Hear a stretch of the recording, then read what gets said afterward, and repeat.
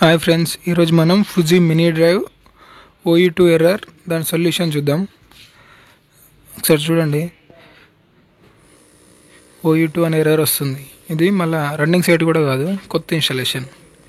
మన టెక్నీషియన్ కూడా చెప్పిన దానికి ప్రతిదీ చేస్తున్నాడు, అంటే చెప్పింది చేస్తున్నాడు, అంటే ఆయన కొత్త అనిలా కూడా కనిపించట్లే. ఇప్పుడు ఎట్లయితే మనకి హై స్పీడ్ మీద రన్ అవుతుంది, స్లోయింగ్ కట్ కానీ ఎర్రర్ వస్తుంది, మళ్ళీ రీసెట్ చేయగానే స్లో స్పీడ్ మీద పోతుంది. ఇది కంప్లైంట్. అన్ని పాసిబిలిటీ చెక్ చేసినాం. ఇప్పుడు ఎంటీ అప్ డౌన్ కరెంట్ కూడా చెక్ చేసినాం. అప్ ఇదేమో empty down current, empty up current డ్రైవ్లో, అది కూడా ఓకే ఉంది.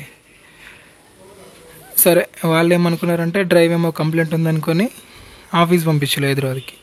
మళ్ళీ రీసెట్ చేసి మళ్ళీ ఇక్కడ చెక్ చేస్తే అంతా ఓకే ఉంది డ్రైవ్. మళ్ళీ పంపిస్తే మళ్ళీ సేమ్ కంప్లైంట్ వస్తుంది సైట్లో.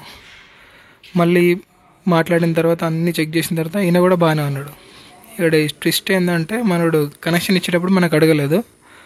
ఆల్రెడీ పాత టెక్నీషియన్ ఏమైతే కనెక్షన్ చెప్పిండో అదే ఇచ్చేసిండు. లాస్ట్కి అన్ని పాసిబిలిటీ చెక్ చేస్తే మనోడు DBR కనెక్షన్ రాంగ్ ఇచ్చిండు. DB P+ ఇవ్వాల్సింది DBని ఎర్తింగ్కి ఇచ్చేసాడు. మళ్ళీ DBR అంటే OE2 అంటే DBRకి సంబంధించిన ఎర్రర్. ఓమ్స్ బాగానే ఉంది, DBR ఓకే ఉంది, కనెక్షన్ ఓకే ఉంది, అంతా ఓకే ఉంది. ఎక్కడ DBR దగ్గర. డ్రైవ్ దగ్గరకు వచ్చి చెక్ చేస్తే అక్కడ DB ఒకటి, ఎర్తింగ్ ఒకటి ఉంది. మళ్ళీ ఎవరిని అడిగి కనెక్షన్ ఇచ్చిండే, పాత టెక్నీషియన్ ఏం పెట్టిండో మళ్ళీ అక్కడనే అంటే ఆయననే అడిగి కనెక్షన్ ఇచ్చిండు, ఈ కొత్త అయినా కూడా. మొత్తానికి అయితే అది DBR కనెక్షన్ రాంగ్ ఉండడం వల్ల ఎర్రర్ అయితే వచ్చేది.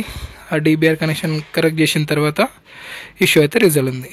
వీడియో నచ్చితే లైక్ చేయండి, మన ఛానల్కి సబ్స్క్రైబ్ చేయండి. Thank you for watching.